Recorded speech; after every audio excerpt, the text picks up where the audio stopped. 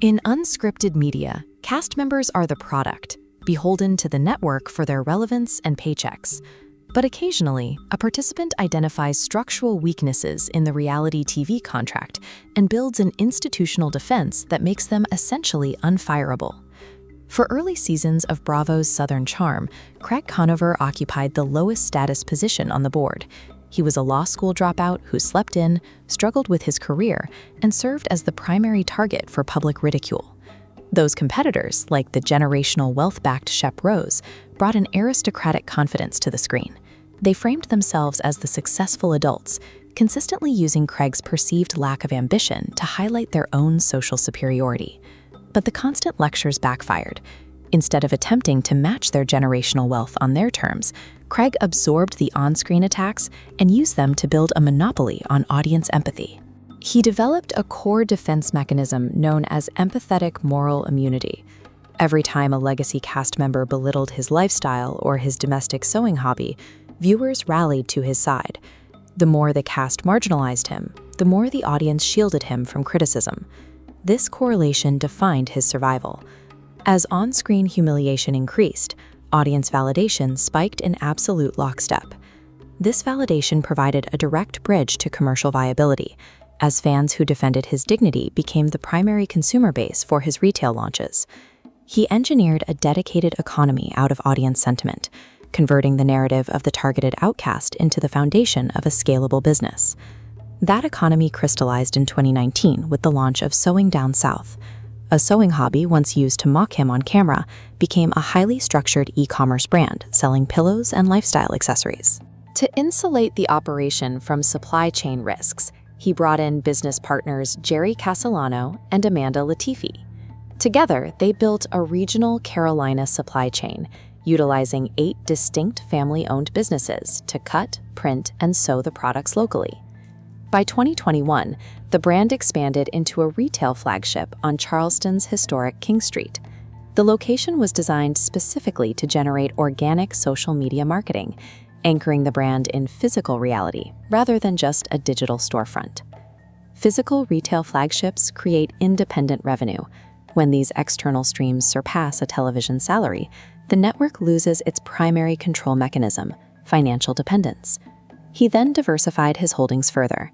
He established a law firm focused on pro bono veteran work and formed hospitality alliances alongside castmate Austin Kroll, investing in high-value New York and Charleston dining spaces like Carriage House and By the Way. Through this self-sustaining retail fortress, the power dynamic shifted.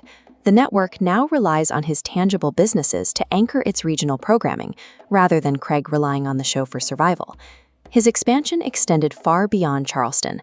In 2021, he began dating Paige DeSorbo, a central figure on Bravo's New York-based Summer House. This functioned as a strategic cross-franchise syndicate between 2 of the network's major properties. This geographic arbitrage allowed him to cross over into Summer House as a regular guest, doubling his annual on-screen real estate and exposing his Southern retail brand to a massive Northern demographic. When the relationship fractured in late 2024, the dissolution was handled with professional discipline.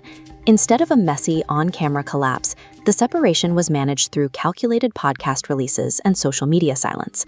DeSorbo refused to provide narrative oxygen, stating she would never say his name again on screen.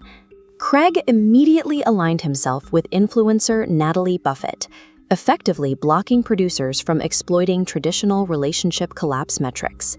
The bi-coastal syndicate protected the commercial margins of both parties. They treated the breakup as a managed corporate divestment, ensuring their independent brands remained secure during the emotional fallout. Craig's risk-averse corporate stability stands in stark contrast to the psychological stagnation of his legacy rivals.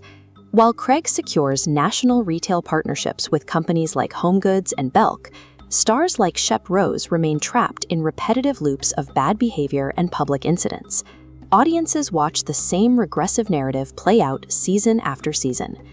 Building a tangible, real-world economy has permanently exposed the limitations of a castmate who relies strictly on old-money confidence to maintain relevance. Reality television has entered an era of total brand management. The ecosystem now prioritizes cast members who function as corporate-safe ambassadors over the volatile personalities that originally defined the genre. To protect external retail margins, a business owner on camera must continuously self-edit their behavior in real time.